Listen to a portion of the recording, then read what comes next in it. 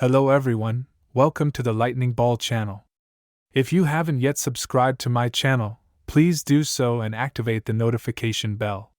Your support fuels my continued efforts.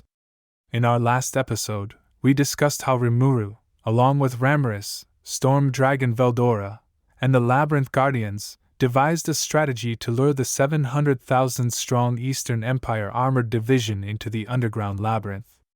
Their plan was to exploit Rimuru Labyrinth's resurrection feature to annihilate all invaders.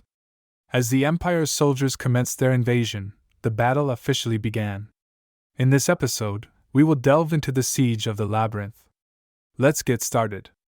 As the Empire's vanguard troops entered the Labyrinth for reconnaissance, Commander Kalgurio was busy formulating a detailed invasion plan in his mind.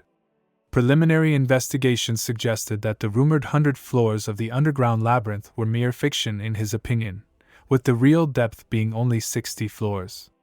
The deeper into the labyrinth, the more valuable the treasures, yet the stronger the monsters.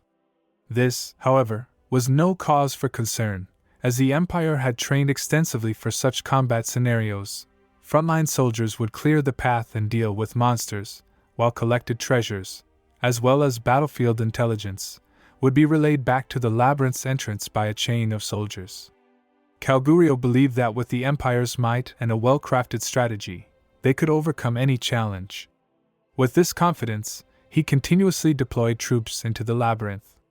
Initially, the strategy seemed successful, but upon the entry of the 1,000th soldier, an anomaly occurred. The entire group vanished within the labyrinth, and all contact was lost. This unexpected event sowed confusion among the following soldiers, who immediately sought instructions from Kalgurio. Maintaining his composure, Kalgurio ordered them to keep calm and continue advancing. Though uncertain about the cause, he soon deduced that once the number of entrants reached 1,000, a spatial distortion occurred, changing the entrance from the previous floor to a different floor of the labyrinth. Realizing this, Kalgurio astutely surmised that the Monster Federation had adjusted the labyrinth to handle the vast numbers of the invading army. He reassured his puzzled and frightened subordinates by explaining his findings and continued to mull over his next move. His strong confidence in the Empire's numbers and his desire for the labyrinth's treasures ultimately led him to disregard any unease and press on with the invasion. Kalgurio's order was clear. This was merely a scare tactic by the Monster Federation, a ploy to buy time until Dwarven Nation's reinforcements could arrive. Halting now would play right into the Monster Federation's hands. The troops were commanded to persist in their mission. With this directive, the fate of the Empire's army was sealed. A day into the assault, hundreds of thousands of soldiers had entered the labyrinth, which continued to function as before, shifting floors every 1,000 entrants. Reports from the occasional soldier who managed to send a message back indicated the labyrinth was filled with valuable treasures, intensifying Kalgurio's desire. He scorned Demon Lord Rimuru's supposed foolishness as he led his forces deeper into the labyrinth. But upon reaching 350,000 entrants with no word from those who had gone before, unease began to set in. While the number of troops theoretically was sufficient to conquer the labyrinth, not only had they failed to do so, but contact had also been lost entirely. It seemed that exiting the labyrinth required clearing it, a fact every entering soldier had heard. The conditions were crystal clear. To defeat the arch-boss of the labyrinth, it was imperative first to vanquish the guardians holding the 10 keys. Kalgurio found himself lost in thought. Theoretically, with an invading force of 350,000 troops, they should have been more than capable of conquering the seemingly timid demon Lord Rimuru, who was perceived to be hiding behind the might of the evil dragon. However, the current situation was bleak. No matter what means were used, they were unable to establish contact with the previously entered 350,000-strong army. This sudden realization cast a gloomy shadow over the soldiers, who until moments ago were buoyed by the prospect of war spoils. Kalgurio, striving to maintain composure, reassured his subordinates that their predicament stemmed merely from the incomplete conquest of the entire labyrinth. Despite the growing unease gnawing at his heart, he understood that retreat was not an option now that they had engaged in combat. As their commander, Kalgurio couldn't afford to show any signs of doubt or fear, lest he undermine the morale of his troops. The battle had begun, and there was no turning back. His resolve, though shaken, remained unbroken as he faced the uncertainties ahead. Kalgurio continued to issue orders, insisting that Demon Lord Rimuru's strategy was to demoralize and deter the Empire's forces from conquering the underground labyrinth. He commanded the remaining troops to regroup and re-enter the labyrinth. Over the next 2 days, another 180,000 soldiers entered, yet the situation remained unchanged, leaving only 170,000 soldiers on the surface. By now, a sense of foreboding pervaded everyone, including Kalgurio. The camp's morale plummeted. Kalgurio, now doubting his decisions, couldn't help but shiver as he turned his gaze toward the labyrinth's entrance, soon to discover the fate of those who had ventured inside. Rewinding the clock a bit, the fate of the soldiers who entered the underground labyrinth varied greatly depending on the floor they reached. Those sent to floors 41 through 48 could be considered fortunate. Despite being cut off the contact from headquarters, their operation was progressing smoothly, with a bounty of treasures being discovered, and soldiers from different floors successfully regrouping. Their morale soared as they reached the 48th floor in just 3 days. However, everything changed starting from the 49th floor. Eerie screams echoed constantly, as if they were trapped in a slime-infested hell. Slimes were everywhere, on the walls, the floor, the ceiling.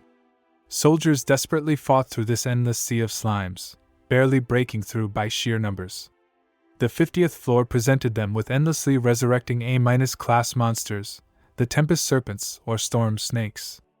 The venomous gas exuded by these beasts inflicted heavy casualties on the Empire's forces. It took 3 grueling days and the support of reinforcements from the upper 10 floors to finally suppress them. But these serpents kept resurrecting, leaving the Empire's forces no time to rest and forcing them to quickly regroup and delve deeper into this infernal abyss.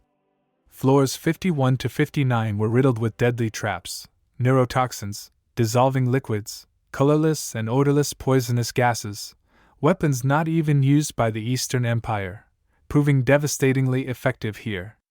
Once these traps weakened the Empire's forces, the guardian monsters of these floors, a red slimes like meteors, a golden skeleton swordsman, a ghostly reaper, an armored knight, and a powerful baby dragons, mercilessly slaughtered the remaining forces. These monsters were the avatars of Melim, Veldora, Rimuru, and Ramaris, as previously discussed in our 18th episodes, with the baby dragon being Melim's pet, Gaia. A few mighty warriors had breached the 60th floor, but were met with the immense elemental colossus, echoing the voice of the Empire's former great mage Gadra, sowing chaos among them. Despite this, retreat was not in the Empire's dictionary, and the soldiers continued to resist desperately. From the 61st to the 69th floor of the labyrinth was the stronghold of the undead. The putrid stench of rotting corpses constantly assailed the soldiers' senses, but their resolute willpower and the Empire's overwhelming numbers seemed enough to overcome this obstacle. However, the real challenge emerged on the 70th floor, guarded by the immortal King Adelman. Confronting the invaders, Adelman introduced himself with a grand monologue, welcoming the massive army to his kingdom of death. As his speech concluded, the space around them compressed, and a majestic death dragon descended from above. Simultaneously, a host of undead knights, led by their commander Albert, made their presence known. Being undead, they were impervious to regular attacks, plunging the Empire's forces into immediate chaos. The miasma's infiltration, the overwhelming strength of their adversaries, and the sense of being toyed with in a game they couldn't win, mercilessly tormented the Empire soldiers' spirits. Even their holy magic, typically lethal to the undead, proved ineffective under the influence of the skill of Adelman's team, Holy Demonic Reversal, plunging the Empire's forces into utter despair. Survivors, abandoning all thoughts of clearing the labyrinth, frantically fled upwards, away from the horrors they had encountered. From the 71st to the 79th floor, the Empire's forces faced endless swarms of oversized, tireless, and fearless insects. The situation deteriorated the next day with the arrival of the area guardian, Insect Queen Apito, and her army wasps.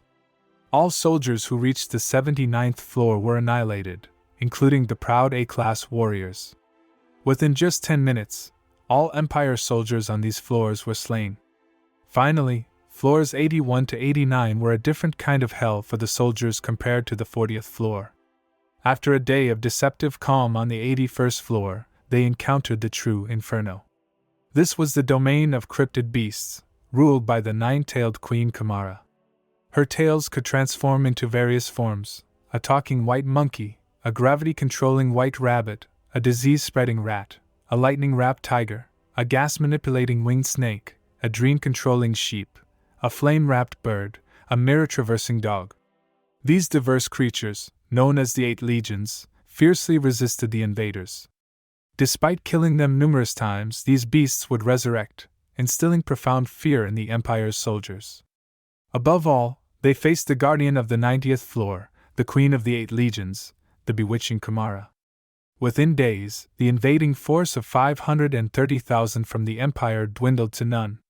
Shifting the perspective back to the surface, 7 days had elapsed since the commencement of the Labyrinth invasion, yet no word had been heard from the army inside Labyrinth, leaving Kalgurio mired in profound anxiety. The seemingly straightforward task of defeating the Labyrinth Guardians, obtaining 10 keys, and vanquishing the arch-boss now appeared to be a gross miscalculation. Both the overall complexity of the Labyrinth and the strength of its guardians far exceeded the information gathered in the initial reconnaissance. Kalgurio lamented silently, realizing even the deployment of such a substantial force of elite troops wasn't making the invasion any easier. His advisors, too, were quick to respond, suggesting that continuing with the current plan would likely lead to failure.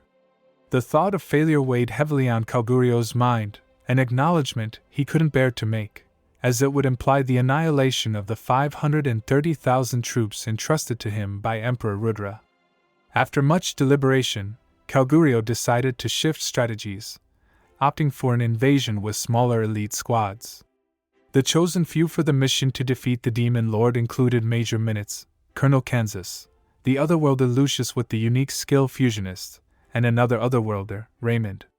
Fueled by Kalgurio's encouragement, these 4 powerful figures, along with 100 elite warriors, marched towards the daunting labyrinth, chanting victory slogans, unaware of the horrors that awaited them inside. Back at the command center, Rimuru finally breathed a sigh of relief. He was utterly surprised that the Empire had disregarded the warning on the labyrinth's surface entrance, and had plunged such a vast army into its depths. Compared to their earlier concerns, the Empire's actions now seemed almost laughable. As Kalgurio altered his invasion approach, Rimuru sought the threat Chloe had mentioned among the chosen invaders but found no significant leads. It was baffling that Kalgurio hadn't ordered a retreat considering the limited capabilities of this group. While Rimuru pondered various possibilities, a communication from Ramrus arrived, indicating that some Labyrinth Guardians were harboring expectations regarding the newly invading 100-strong force. The first to express a wish was Gadra, the former Empire's great mage, who recognized his former comrades Lucius and Raymond among the invaders and wanted to persuade them to join the Monster Federation. Another expectation came from Kamara, who had identified her nemesis, Kansas, among the invaders. Kansas had not only destroyed Kamara's homeland, the Spectre Village, but had also sold her to Demon Lord Clayman when she was young. After consulting with Supreme Commander Benimaru, Rimuru agreed to their wishes. The battle lineup was thus decided. Gadra would confront Lucius and Raymond, Kamara would face her enemy Kansas, Apito would take on Minutes, and Adelman would deal with the remaining invaders. With the arch-boss being Veldora, the Empire's Labyrinth siege was bound to be a mission impossible. With this relaxed mindset, Rimuru turned his attention back to the screen to watch the unfolding battles. Alright, that's all for this video. In the next episode, we will delve into the detailed battles of the Labyrinth Guardians. If you enjoyed this video, please like, comment, and subscribe. Your support fuels my continued efforts. See you in the next one.